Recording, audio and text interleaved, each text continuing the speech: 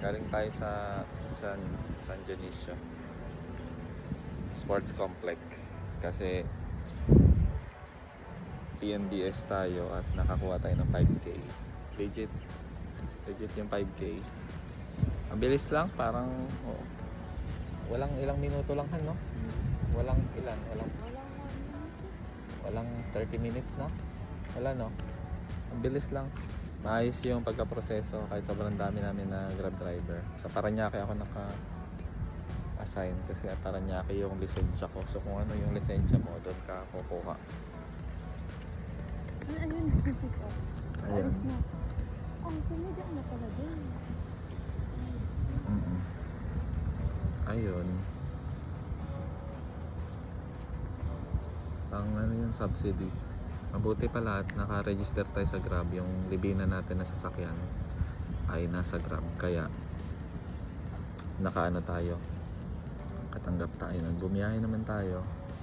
Usually 2 beses or 3 beses lang biyahe ko sa isang linggo eh.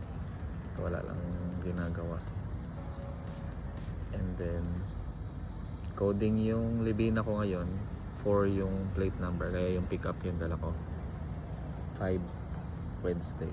Bukas yung coding. So maganda din, meron tayong 2 magamit na sasakyan. Kasi pag coding yung isa, pwede gamitin yung isa. Ganun usually dito sa Metro Manila, 2 yung sasakyan. Kasi pag coding yung isa, pwede magamitin yung isa. Okay. Saan tayo, Han? Ha? Doon banda. Blush on ka, kitang kita dito sa camera. Okay. Blush on. Tapos dahil nandyan na sa sports complex, 8 kilometer na lang, nasa Mawa na. Edi nag-Mawa na lang kami. Saan? Andyan.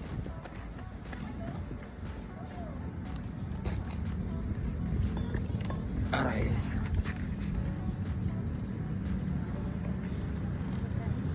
Okay din, okay. Legit yung 5K nila. Buti na lang, member ako ng mga TNBS group sa Facebook. Doon ko lang nakita. At hinanap ko pangalan ko. Nahanap ko. Okay. Let's go. Hindi mo bang tatanggi sa free money, di ba? Ito lang yung lista namin na nakatanggap kami. First time no? Sa gobyerno makatanggap. First time. First time namin makatanggap. Kasi si Lodi, madalas nililista yan. Walang natatanggap yan. Hanggang lista lang. Hanggang kuha ng ID. Ngayon lang talaga. Dahil nasa Grab mismo ang nagpili ng mga makakapunta. Andun ako. Na-approve talaga ako.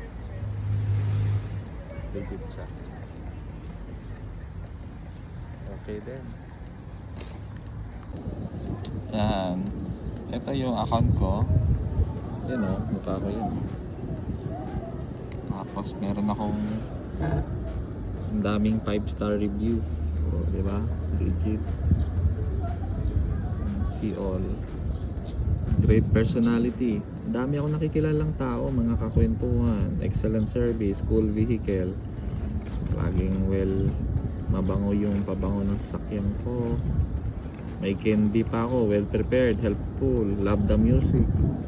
Yung music ko, pinabagay ko sa pasahero. Yan. Tapos, yun yung account ko. Ayan, punta tayo sa earning. 0 yan lahat, di na tayo nabiyahe simula nung nagmahal ang gasolina. This week 0. Booking 0. Sabi, nagtutuklap yung ano ko. Daily, weekly. Tingnan mo. Week 12, 23 to 29, 0. Last week, 0. Hindi na ako nabiyahe. Kasi nagmalang gasolina. Kung bibiyahe ka pa, papagod ka lang eh. Diba? Ito. Ayan, nakapagbiyahe ako dyan. 5.8. Nita ako ng 5.8. 2 araw lang ako bumiyahe dyan. Isang araw nga lang, Monday lang. Monday, Tuesday, Wednesday, Thursday, Friday, Saturday, Sunday. Isang beses lang bumiyahe. Ganun lang naman diskarte natin eh. Pasundot-sundot lang. Hindi naman tayo nabiyahe ng araw-araw. Pagod yun. Ayan, 5 day. Ito, week 9. Oh, nakadalawang araw tayo. 8-2. Monday at saka Friday. Ayan, so pagka wala tayong trade, chill lang tayo. Gusto natin na experience yung labas, no? Mundo. Maganda din na ano, alam mo yung mga karanasan din. Daming kwento. Dami akong mga kwento nga sa kanila, mga nakikilala. Ito, 10K oh, isang linggo. Oh, Monday. Umihayak Monday. 3-9. Masipag mag-tip ng mga ano, masipag mag-tip ng mga tao.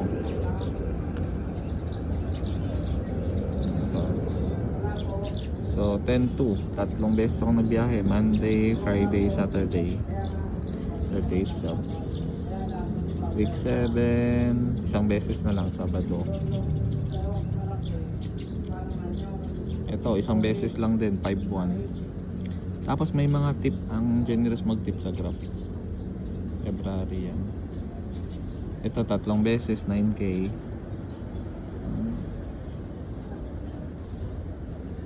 Ito, dalawang beses. Ito, mga bago-bago pa lang ako nito. Yan, 3-7. Ito yung parang first time ko ata to. Alam mo yan, pinakiramdaman ko lang. Bumiyahe lang ako bigla. Sinubukan ko lang ba. Yan. Sabi ko, okay naman pala to. Ayun. So ngayon, wala na. Hindi na tayo nabiyahe. 2 linggo. Itong week 10, isang beses lang. Okay. So yun, makabiyahe-biyahe din. So okay naman. Ayos naman. Okay. So PNBS din tayo. Ang plano ko dyan ay ipadrive ko yan sa iba. Sinubukan ko lang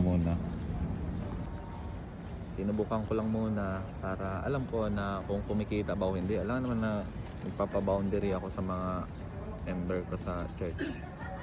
Tapos alam ko na hindi kumikita, tapos ipapadrive ko sa kanila. Eh di para ko lang din silang inapi, no? Kaya sinubukan ko muna. At nakita ko, kita nyo na rin naman, no? Ang gasolina usually sa 5K, 1,000. Nung wala pang akyata na. Ngayon kasi times 2 na yung gasolina eh. 100% na yung increase. 110%. 103 or 105% increase na. Kasi 120 na eh. Bago ang nangyaring yan, 54 lang. So ang times 2 ay 108. Eh 120 na. So let's say around 101 or 112 or 103%. Nasa mga ganyan na yung in-increase ng gasolina. Nakakalungkot lang kasi sa ibang bansa, ang pinakamataas sa ibang bansa ng Southeast Asia, nakita ko parang 35 to 45% lang yung increase nila. Sa atin, sobra-sobra yung increase, no? Yung pick up ko nga, hindi ko na po-full tank eh. Pa 1515 lang every week. Kahit hindi ko ginagamit, ginagasolina ko kasi patagal ng patagal, pamahal ng pamahal eh. Diba, nakita nyo yung mga gala ko dito sa TikTok. Yung gala ko ay nagbagyo ako, nagbagyo, nagbatangas. Kasi anniversary namin ng wife ko. So, wala nga naman na hindi tayo lalabas. So, sabi ko, alis na tayo habang wala pang masyadong mataas na gasolina. Ayun. Inaantay ko if ever na bibiyahe ako ulit. Depende yan sa kay Commander. Commander Lodi. Depende yan dyan kung bibiyahe ako ulit. Pero kung bibiyahe ako, antayin ko yung pag-increase ng TNBS. Yung March 19 dapat may increase na eh. Diba? Kaso binito ng presidente. Kaya mag-pray talaga kayo sa presidente natin. Ipag-pray natin palagi ang leader natin. Kasi nasa kanila talaga, hawak nila talaga tayo sa leeg lahat. Na kung anong maganda yung gising nila, kung masama ang gising nila, patay tayo yung mag-sasuffer doon. Kaya pag-pray mo palagi na maganda ang gising nila, na alam mo yung pagkagising, ano yung magandang gawin ngayon sa bansa natin? Paano ko kaya mapaganda ang buhay ng mga Pilipino? Ganun ba? At saka bago sana makapag-decide, hindi lang yung pagkagising mo, makapag-decide ka kagad. Hingi ka sana ng advice sa mga advisor mo sa finance, sa economy, kung ito ba, pag binito ko ba to, ano mangyayari? Sana may mga advice din tayong consider. Lalo kung sabi nga ni Trump, hindi mo kailangan maging magaling sa lahat ng bagay para maging presidente. Kailangan mo maging magaling pumili ng mga taong magaling sa mga bagay na yan. At sila na mag-advise sa'yo at sila na ang kikilos. Yun. Gaya ng mga CEO, hindi nila kailangan maging magaling sa lahat. Kailangan nila mag-hire ng pinakamagaling na IT, pinakamagaling na accountant. Magagaling yung i-hire nila. Yun. Ako dahil pwede ako mag-decide na hindi bumiyahe, okay pa sa akin. Paano naman yung hand to mouth lang ng mga grab driver, no, na pag di ka bumiyahe, pipigayin ka sa boundary. Ako wala namang boundary. Nagagalit sa'yo yung may-ari ng sasakyan kasi inaasahan ka niya para magbayad ng sasakyan niya. Diba? Kasi yung boundary niya, boundary mo ay pinapanghulog niya sa sasakyan niya. Sa akin, hindi naman ako nag-expect galing sa Grab pang boundary. Tak yung kinikita namin ni Lodi sa Grab, inuhulog niya lang sa alkansya, iniipon niya lang. Kasi alam mo, tumibay nga ako sa pagdadrive dahil dyan sa Grab na yan. Yung Baguio, wala yun sa akin, parang wala lang. Ba naman, pag nag-drive ako sa Grab, takes me 12 hours. Minsan pag 8 hours ka lang, hindi ka talaga kikita. Yun yung narinig ko. Kaya sabi nila sa Grab, para kumita ka sa Grab, kailangan mo mag 12 hours.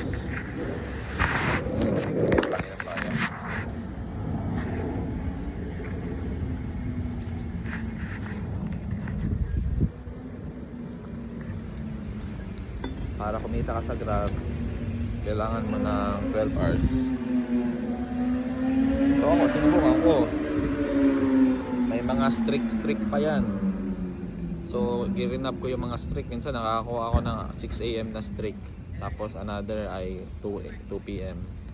Kasi yung mga strict na yun plus 200 pesos yun nakakatawa din yun. So minsan nakaka 400 ako sa strict, parang commission, parang incentive. Ayun. So Ayan na, mag-update ka na. Hindi nagtatanong kasi. Sabi niya. So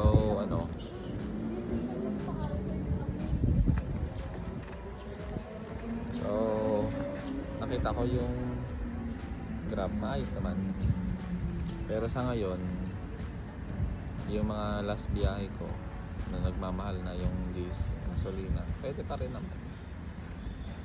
Pero inaantay ko maging fair naman, kasi hindi na yun fair. Charity na yung tawag doon pagka bumiyahe ka at alam mo sa sarili mo na ang makukuha mo lang dyan ay pagod at sakit sa katawan. Kasi nga, sabihin natin, may mauwi ka pa rin 500 to 1,000. Worth it ba yun para sa 12 hours mo? Diba? Parang ganun. Pero merong iba nagsasabi na okay pa rin, kasi hindi naman nagbabago yung kita. So ibig sabihin, kaya mo pa rin kumita ng 5,000 sa isang araw. Pero ang problema mo ay yung diesel nagbago, yung gasolina nagbago. For example, sa pickup ko dati, ang 1,000 ay isang go-hit yun. Ngayon yung 1,000 wala na. Parang 1/4 na lang ng go-hit ang galaw. Wala nang isang go-hit. Ganun nakababa yung galaw. Tatawa na nga lang ako Natatawa na lang ako.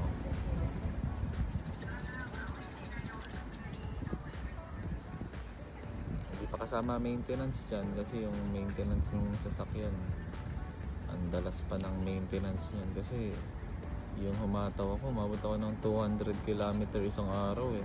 Yung naka 5K ako, 200 km yun. Sabi ko, para akong pumunta sa Nueva Ecija. Kasi ganun kalayo yung Nueva Ecija, 200 km. Balikan, 400.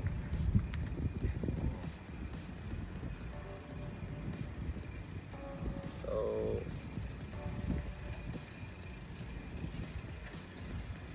kawawa yung mga walang ibang side income, no? Maganda magkaroon ka talaga ng income. Kumbaga hindi ka dependent sa isang income lang. Whether malakas na kita yan or mahina, basta meron kang income. Yung Grab na yan, ang gastos ko dyan para makapasok 80,000 mahigit. Ang binayad ko sa attorney 65,000. 65 no? Ha? 60. Nagbayad ako 60. Tapos from there 60, madami pa akong ibang mga ginastusan para makompleto. Kaya umabot ako around 80,000. Kasi may mga BIR pa, marami pang mga nilalakad. Tapos yung PA ko every 3 months nire-renew, 3K yun every 3 months. So nakapag 3 months na ako, nag-renew na ako. 2 months pa lang nire-renew na. Yung iba pagka sila maglakad, walang 1,000 gastos doon. Mura lang.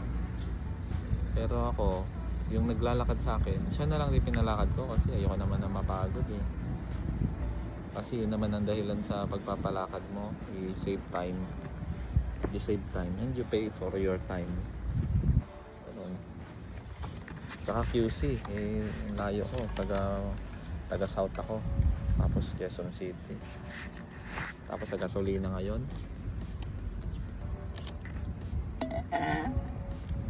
Parang hindi wise.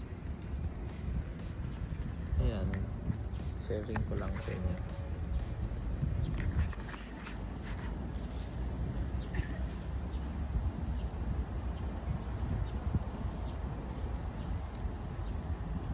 Tingnan mo yung kamay ko. Nagpapalit ako ng Hindi kaya allergy ako sa sabon? Hindi yan. Sa lotion. Hindi yan. Ganyan lang pag tag-araw. Nagpapalit din ako ng ganyan. Taklap-taklap no? Ano ba naman yan? Iniisip agad allergy. Normal naman yung ganyan. Taklap-taklap yung kamay ko eh. Ayun. So,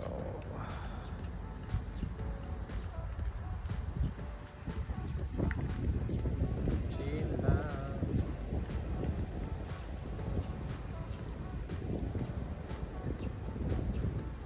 Nakakuha ng 5K, pwede na pang full tank. Kaso ang full tank na ng pick up ngayon nasa 7K. Nag times 100% na, edi 8K na ang full tank. Kasi 4K lang full tank ng pick up eh. Yung Libina ko, ang full tank niyan ay 2,000 plus 2,500. Hindi abot ng 3K. Pero ngayon 5 to 6K na ang full tank niyan. Imagine mo no, mahal. Same lang yung kinakarga pero nagmahal na. Ngayon hindi naman ako masyado nagpapagas kasi wala namang lakad yung Libina ko. Wala din namang lakad ng pick up. Okay na lang muna. Okay. So, ma-advise ko lang, i-go through lang natin ang buhay natin. Hindi lahat ng bagay kailangan solusyonan, no? Life is not a problem to be solved. Life is something to believe, no? I-go through mo lang. I-experience ups and downs, highs and lows, sadness, happiness. Go through mo lang. Hindi kailangan na you need to figure out everything, no? Ma-stress ka lang doon. I-enjoy mo lang. Chill ka lang. Relax ka lang. Okay? Para hindi ka ganun ka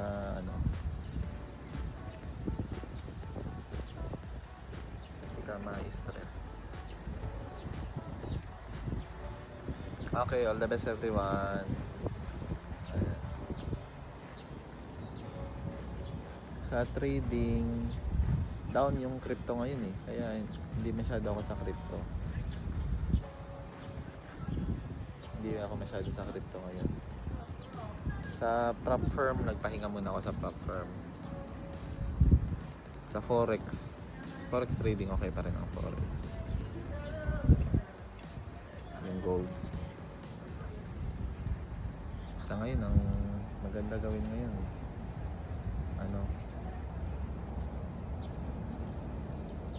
magpahinga lang, relax lang muna.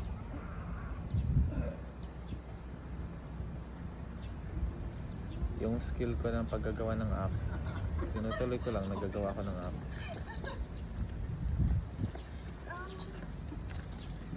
Napicture mo ako ng video.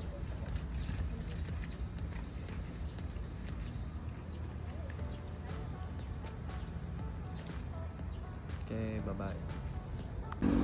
Ano guys, sasakyan natin.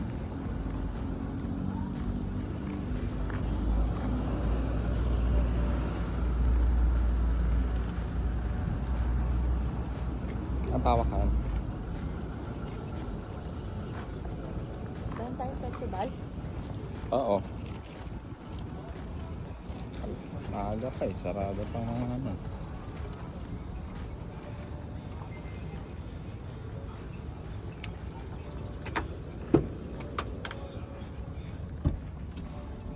Ay. Kinanta pa. Kinanta pa.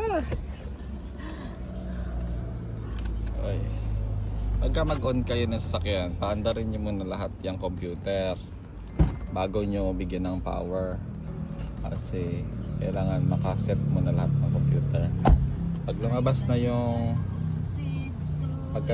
yung normal yan, pagka okay na yan, saka mo buksan. Yan. Tapos na tayo. Street na.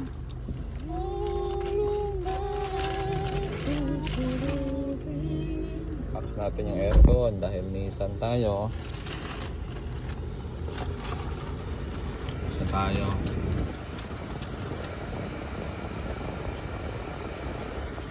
Ang diesel natin, kalahati. Nagas tayo ng 1.5 kahapon. Let's go! Gabay ka na, Han. Paalam! Yung sa ano ba? Pagkaya sa kay Dragon Ball. Paano yan? Hanggang sa muli. Paalam! Sige nga, try mo ngayon, Han. Hanggang sa muli. Okay. Wala kaming almusal eh. Kaya yan, boiled egg. Let's go. Dala mo pa laptop mo. Hindi mo wala ka naman nagawa no kasi saglit lang mo. Wala mo lang akong ginagawa. Pakagat nga, pakagat. Ha? Walang ginawa?